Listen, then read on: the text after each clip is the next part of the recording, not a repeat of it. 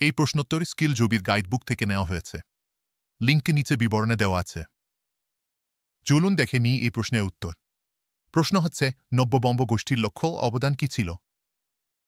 উত্তর হল, Henry Louis Vivian ডিরোজিওর নেতৃত্বে নব্যবঙ্গ গোষ্ঠী গঠিত হয়।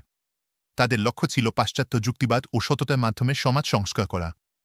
হিন্দু ধর্মের গোড়ামি এবং কুপ্রথার বিরুদ্ধে জনমত গঠন করাই ছিল এই আন্দোলনের মূল উদ্দেশ্য। 1828 সালে ডিরোজিও একাডেমিক অ্যাসোসিয়েশন নামে একটি বিতর্ক সভা প্রতিষ্ঠা করেন। তিনি বহুবিবাহ, নারী শিক্ষা এবং সংবাদপত্রের স্বাধীনতা বিষয়ে পত্রিকায় লেখালেখি শুরু করেন। ডিরোজিওর প্রধান অনুগামীরা ছিলেন কৃষ্ণমোহন বন্দ্যোপাধ্যায়, রাধানাথ শিকদার, রামগোপাল ঘোষ এবং রামতনু লাহিড়ী।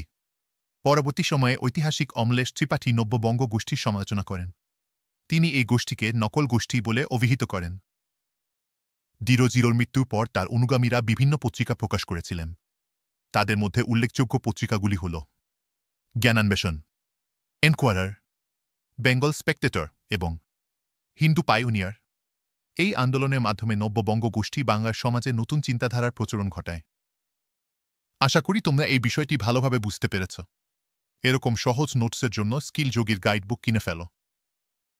স্কিল যোগী মেম্বারশিপ নিয়ে আমাদের ওয়েবসাইটের সমস্ত কন্টেন্ট এবং হোয়াটসঅ্যাপে ডাউট ক্লিয়ারিং সাপোর্ট পেতে পারো।